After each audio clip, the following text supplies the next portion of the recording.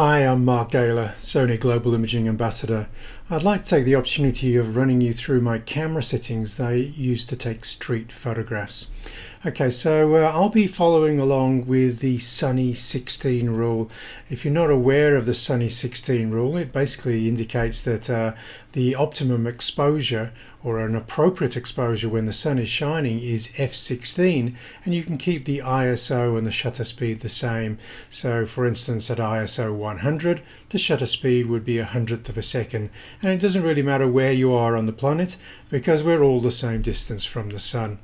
Now I'm going to adapt this slightly because I don't want to use 100th of a second. That's too slow to freeze street action. So instead of adjusting the aperture for the weather conditions, I'm going to be adjusting the ISO. And so these are the settings I'm going to be using. I'm going to set the shutter speed to 400th of a second at f16, and then if we lose the sunshine, it gets slightly cloudy, we're going to double that ISO. If it gets completely cloudy, we'll double it again, and if it gets a little bit grey, we're going to push it all the way up to 3200 ISO. And these full frame cameras are quite comfortable at those high ISOs. Okay, so let's take a look. Now, one of the advantages of some of the settings I'm going to be giving you is we don't have to worry about exposure, appropriate exposure. In difficult situations such as this one, for instance, cameras invariably get the exposure wrong. So we're basically setting exposure for the weather. Okay, so, and this is frees up any sort of focus that we may have on the camera settings and allows us to focus on the decisive moment. And that's really what street photography is all about. And so in an instance like this, where the camera would see all of the dark shadows and want to increase the exposure and possibly lose detail in that newspaper this guy is holding, the exposure will always nail the exposure for the subject in the sunshine, and it's okay to let those shadows remain very, very dark. Okay, so let's take a look at the settings I'm using. Okay, I'm going to go in manual exposure mode. I know that's a little bit scary for some of us, but yes, these settings will work. Okay, so manual exposure and dial in f16. Now I'll be using a 35mm prime lens for this. You can set one of your zoom lenses to the 35mm focal length. Okay, I like this 35mm because it's a really small lens. It's perhaps the smallest of the alpha lenses, so it's really unassuming, and so that's great for street photography where we're not drawing attention to ourselves.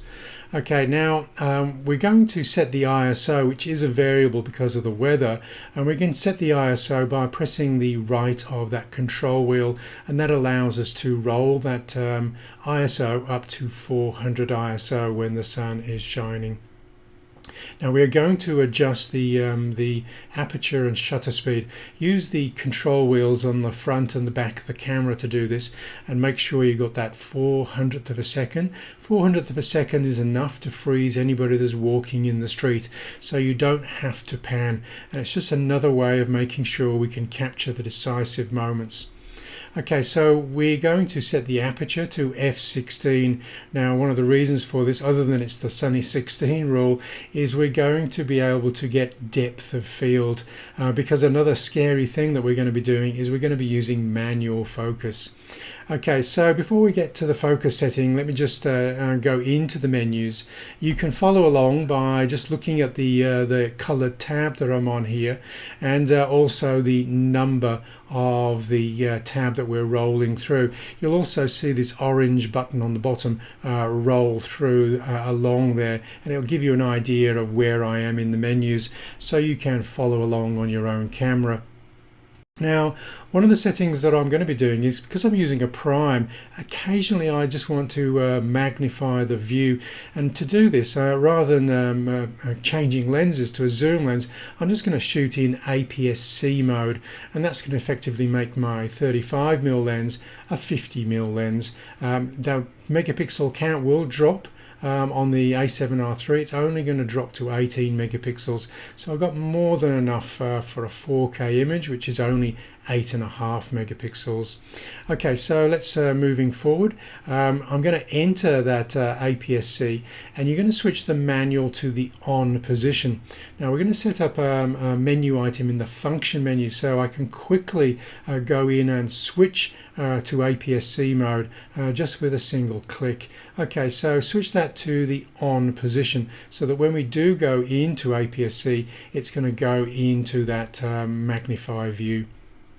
Okay, the focus mode, there we have it. We're on the fifth tab now, and we're going to switch to manual focus. Now, if you are using an A9 camera, you're going to find the this focus mode on the top left of the camera, and you're also going to be able to set the drive mode to single shooting up there. For A7R III users, we're going to be selecting these options in the menus. Okay, so we got focus mode, manual focus. We're going to move the focus dial on the lens now, so we get to a position of 4 meters. It's going to give you that readout to let you know when you get to that 4 meter point. Now, why 4 meters? Well, when we get f16, the depth of field will be sufficient.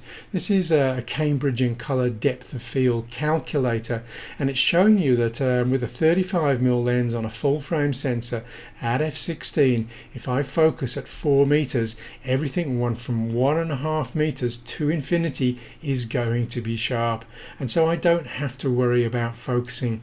If you have to delay while the camera finds focus, it's another reason why we might miss the decisive moment. So if the camera doesn't have to focus because the depth of field is covering you, then the shutter will fire instantaneously.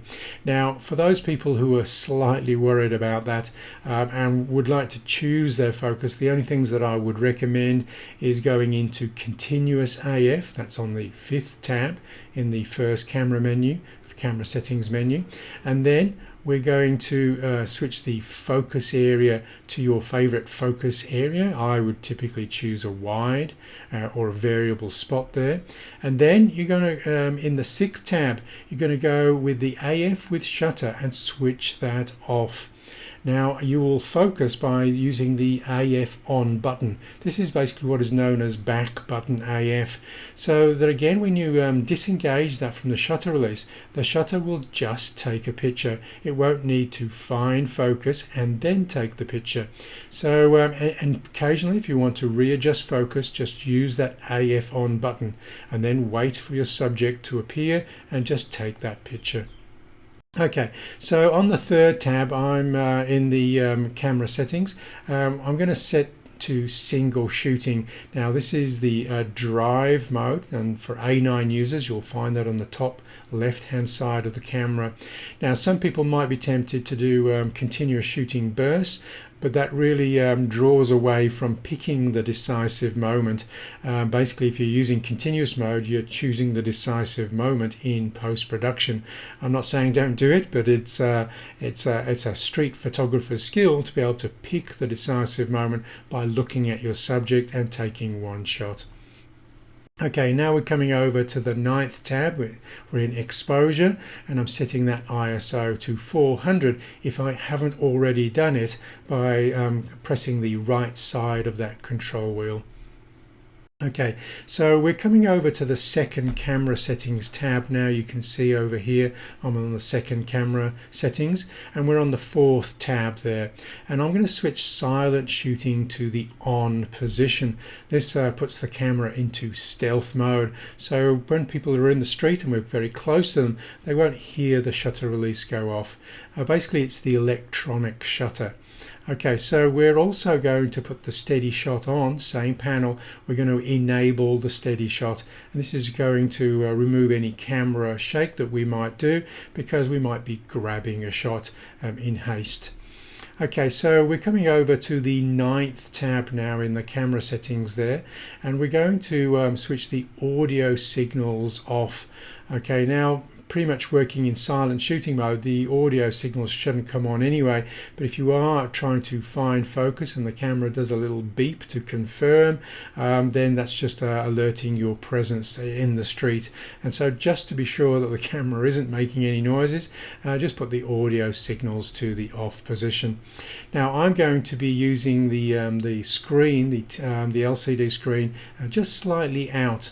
Now on the A9 and A7RIII cameras, this is going to disable the EVF, and you can get the camera very close to the body and it won't switch back over to the EVF as long as that screen is slightly pulled away from the camera body. We're going to be able to compose our shots on the LCD panel. This allows us to shoot from the hip if needs be. So again, it's making our presence less obvious.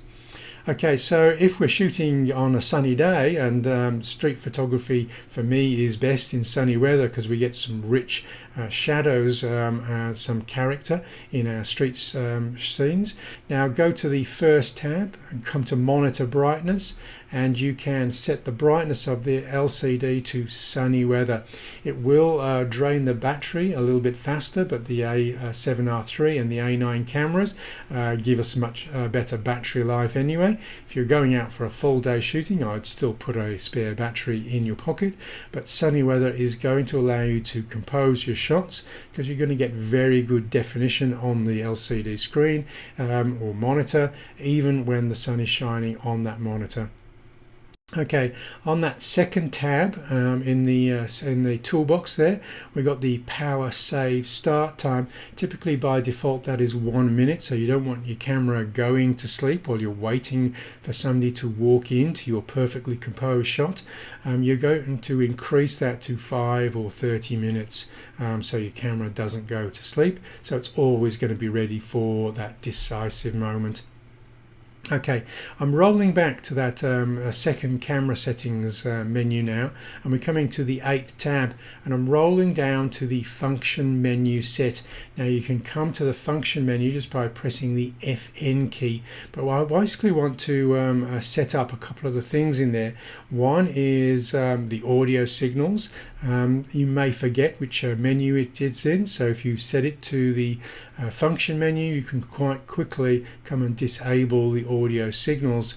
I'll just show you where that is, because when we go in and set up these function menus, you're in one long linear line of options and they're not in alphabetical order. So if you just have a look at that red ring, you'll see it's towards the bottom of the menu items there that you can select. So audio signals.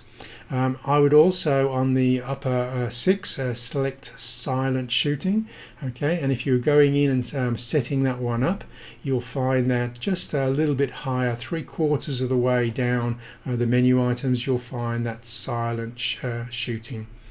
And on the lower 6, I would set up your APS-C Super 35 shooting manual option, and that's going to be found very close to the top of the menu options there. Okay, so once you've set that up and you start shooting, you can be faced with some very difficult lighting situations where an auto exposure would struggle to get this right. In this instance, for instance, the camera would open up 2 or 3 stops to give you rich detail in the shadows and completely blow out that white dress that's walking past. Now, typically when I'm shooting this, I'm going to frame up the location and then just wait for the characters to enter the stage, and I'm not going to pan. I'm basically going to shoot these without making any motion with the camera. I might even appear to be distracted and looking in a completely different direction when I make these exposures. And again, you don't really have to be worried about shooting into sun. Those settings are going to have your back, so you don't lose any detail in the sunlit areas. And again, lots of examples where you're not so worried about those deep shadows, you're just worried about the subjects entering those pockets of sunshine, which is a big character feature of a lot of street photography. Okay, and as you can see, always looking for interesting shadows, framing something up, and then waiting for the characters to enter my stage. And if you do find that yourself wanting to chase subjects into the shadows, then typically just remember you're going to move, the setting you're going to move is the ISO. So you're going to press the right side of the control wheel, and I typically move from 400 up to 3200 to capture the subjects in the shadows.